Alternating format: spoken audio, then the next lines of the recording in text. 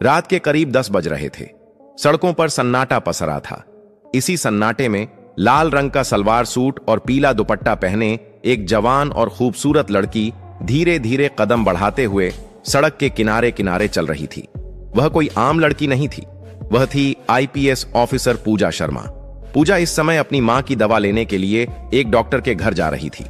उसकी चाल में आत्मविश्वास था, लेकिन चेहरे पर मां की तबीयत की चिंता साफ झलक रही थी। सड़क के मोड़ पर पहुंचते ही पूजा की नजर सड़क के किनारे बैठे कुछ पुलिस वालों पर पड़ी। वहां 3 से 4 हवलदार और थाने का इंस्पेक्टर मल्होत्रा बैठे हुए थे। उनके सामने शराब की बोतलें खुली पड़ी थीं और मोबाइल पर तेज आवाज में गाने बज रहे थे। वे सब ऊंची आवाज में ठहाके मार रहे थे, गंदी फप्तियां कस रहे थे और पूरी तरह नशे में चूर थे। जैसे ही इंस्पेक्टर मल्होत्रा की नजर पूजा पर पड़ी, उसकी आंखें चमक उठीं। उसने बगल में बैठे एक हवलदार को ठोकर मारते हुए कहा, ओए देखो तो, इतनी रात को कौन सी हसीन परी चली आ रही है, चलो थोड़ा मजा लेते हैं। यह सुनकर बाकी हवलदार भी कुटिल हंसी हंसने लगे। उन्हें जरा भी अंदाजा नहीं था कि सामने खड़ी यह लड़की कोई आम राहगीर नहीं, बल्कि उनके ही जिले की आईपीएस ऑफिसर है। पूजा ने जब यह सब देखा तो वह कुछ क्षण के लिए ठिठक गई। उसने गहरी सांस ली और सीधे कदम बढ़ाते हुए उनकी ओर बढ़ी। तुम लोग पुलिस होकर यह सब कर रहे हो? खुलेआम सड़क पर बैठकर शराब पी रहे हो, गंदे गाने बजा रहे हो। सरकार ने शराबबंदी लागू की है और तुम खुद ही कानून तोड़ रहे हो। अगर तुम लोग ही ऐसी हरकतें करोगे तो जनता से क्या उम्मीद की जा सकती है? पूजा ने सख्त लहजे में कहा। पूजा के स्वर में ऐसी दृढ़ता थी कि बाकी हवलदार एक पल को खामोश हो गए, मगर मल्होत्रा पर इसका कोई असर नहीं हुआ। वह लड़खड़ाते हुए उठा और पूजा के सामने आकर खड़ा हो गया। उसकी आंखों में नशा और हवस दोनों साफ झलक रहे थे। अरे मैडम, आप कहां जा रही हो इतनी रात को? बड़ी खूबसूरत लग रही हो, जरा हम पर भी अपनी नजरें डालो ना, हम भी तो तुम्हारे दीवाने हो सकते हैं। मल्होत्रा ने बेहुदा हंसी के साथ कहा और पूजा का हाथ पकड़ने की कोशिश की। पूजा का गुस्सा उबल पड़ा।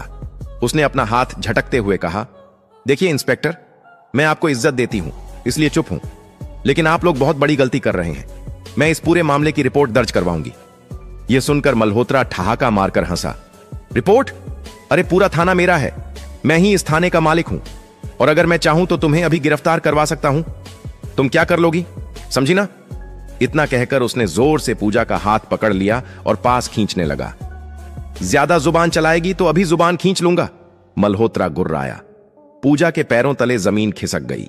उसने सोचा भी नहीं था कि एक थाने का इंस्पेक्टर इतना गिर सकता है, मगर अगले ही पल उसने खुद को संभाला और दृढ़ स्वर में बोली, आप हद पार कर रहे हैं, सुधर जाइए वरना मैं आप सबको निलंबित करवा दूंगी। मुझे कमजोर मत समझिए, आप लोगों को पता नहीं कि मैं कौन हूं, इसलिए मुझे टक्कर मत दीजिए। मगर मल्होत्रा ने उसकी बातों पर जरा भी गौर नहीं किया। उल्टा उसने पूजा को और कसकर अपनी बाहों में खींच लिया। तुम हमें सस्पेंड करवा सकती हो, तुम अपने आप को समझ क्या रही हो? मल्होत्रा ने झर उगलते हुए कहा। बस, पूजा का धैर्य जवाब दे गया। उसने पूरे जोर से मल्होत्रा के गाल पर एक जोरदार थप्पड़ जड़ दिया। थप्पड़ इतना भारी था कि मल्होत्रा लड़खड़ा गया। गुस्से में तिलमिलाते हुए उसने पास पड़ी शराब की बोतल उठाई और पूरी ताकत से पूजा के हाथ पर दे मारी। बोतल के टुकड़े पूजा के हाथ में धंस गए। खून बहने लगा। दर्द के मारे उसकी सांसें तेज हो गईं। मगर मल्होत्रा वहीं नहीं रुका। उसने पूजा को धक्का देकर पास खड़ी मोटरसाइकिल के किनारे पटक दिया। पूजा दर्द से कराह उठी। उसके दिमाग में सिर्फ एक बात घूम रही थी, अगर मैंने अभी कदम पीछे खींचे तो ये दरिंदे और आगे बढ़ेंगे। वह जमीन पर गिरते हुए भी संभली। आंखों में गुस्से और इरादों की आग लिए उसने अपने फोन की तरफ हाथ बढ़ाया, मगर तभी मल्होत्रा ने उसका फोन झटक कर फेंक दिया। अब माहौल और खतरनाक हो चुका था। बाकी हवलदार भी खड़े हो गए और घेराव करने लगे। पूजा समझ गई कि अब यह मामला सिर्फ बहस का नहीं, जान की बाजी का हो सकता है। रात की उस घटना के बाद पूजा शर्मा का पूरा शरीर दर्द से कराह रहा था। हाथ से खून अब भी रुक रुक कर बह रहा था, लेकिन उसके मन में गुस्सा और आक्रोश किसी भी दर्द से ज्यादा तेज था। वह बमुश्किल खुद को संभालते हुए तेजी से वहां से भागी और सीधा अपने घर पहुंची। दरवाजा बंद करते ही वह बिस्तर पर बैठ गई। उसके कानों में अब भी मल्होत्रा की गंदी बातें गूंज रही थीं। उसकी आंखों में गुस्से के साथ साथ बेबसी भी थी। हमारे जिले के थाने में ऐसी हरकतें हो रही हैं और कोई आवाज तक नहीं उठाता। ना जाने ये लोग कितनी लड़कियों को इस तरह परेशान करते होंगे। पब्लिक अगर शराब पी ले तो उसे पीट पीट कर लॉकअप में डाल दिया जाता है, लेकिन जब पुलिस वाले खुद नशे में सड़क पर दरिंदों की तरह घूम रहे हों तो उन्हें कौन रोकेगा? लेकिन नहीं, अब मैं चुप नहीं रहूंगी, इन लोगों को सबक सिखाकर रहूंगी। पूजा की आंखों में दृढ़ता झलक रही थी। उसने मन ही मन कसम खाई, इन्हें सस्पेंड करवा कर रहूंगी। हर उस लड़की को इंसाफ दिलाऊंगी जो इनकी दरिंदगी का शिकार हुई होगी। पूरी रात वह नींद की एक भी गोली नहीं ले सकी। सुबह होते ही उसने अपना एक प्लान बनाया। उसने अपने बचपन की सहेली रेशमा को फोन लगाया। रेशमा से उसकी गहरी दोस्ती थी और वह पूजा की बात मानने में कभी पीछे नहीं रहती थी। पूजा ने पूरी घटना और अपने प्लान के बारे में रेशमा को विस्तार से बताया। रेशमा ने बिना एक पल गंवाए उसकी मदद के लिए हां कर दी। अगली रात योजना के मुताबिक रेशमा को बिल्कुल साधारण लड़की की तरह तैयार किया गया। साधारण सलवार सूट पहनकर वह धीरे धीरे सड़क के उसी रास्ते पर चलने लगी जहां पिछली रात मल्होत्रा और उसके हवलदार शराब पी रहे थे। पूजा भी वहां मौजूद थी, लेकिन इस बार वह दूर एक पेड़ के पीछे छिपकर खड़ी थी। उसके हाथ में मोबाइल था जो रिकॉर्डिंग मोड में चल रहा था। जैसा अंदाजा था वैसा ही हुआ। सड़क किनारे वही दृश्य दोबारा था। इंस्पेक्टर मल्होत्रा और उसके हवलदार शराब की बोतलें खोले बैठे थे, गंदे गाने बजा रहे थे और बेहुदा हंसी उड़ा रहे थे। एक हवलदार ने रेशमा को देखा और मल्होत्रा से कहा, सर देखिए, आज फिर एक लड़की सड़क से जा रही है।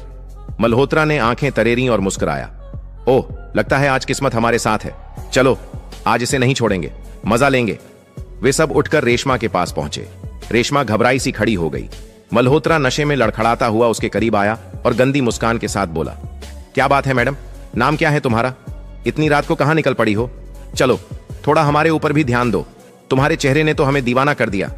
इतना कहते हुए मल्होत्रा बेसुरी आवाज में गाना गाने लगा। रेशमा ने डरने का अभिनय किया। तभी एक हवलदार ने उसका हाथ पकड़ लिया और जबरदस्ती खींचने लगा। रेशमा जोर से चीखी और हाथ छुड़ाने लगी। इधर दूर खड़ी पूजा सब कुछ अपने मोबाइल में रिकॉर्ड कर रही थी। उसकी उंगलियां मोबाइल को कसकर पकड़े थीं ताकि कोई सबूत छूट न जाए। जब हद पार होने लगी तो रेशमा ने प्लान के मुताबिक इंस्पेक्टर का हाथ जोर से काट लिया और झटके से छुड़ाकर भाग निकली। मल्होत्रा गुस्से में चीखा, अरे पकड़ो इसे!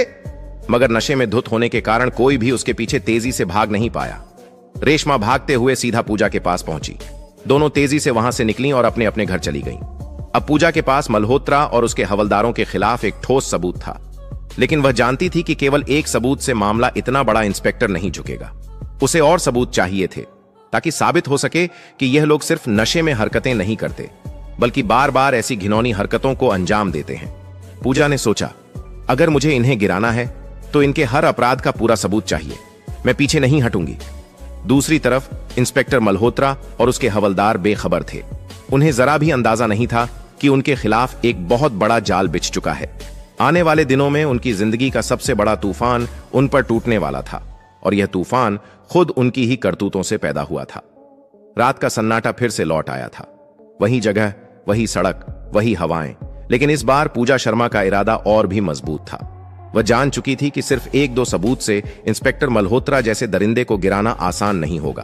उसे ऐसा सबूत चाहिए था जो न सिर्फ अदालत में काम आए बल्कि पूरी पब्लिक को हिला दे।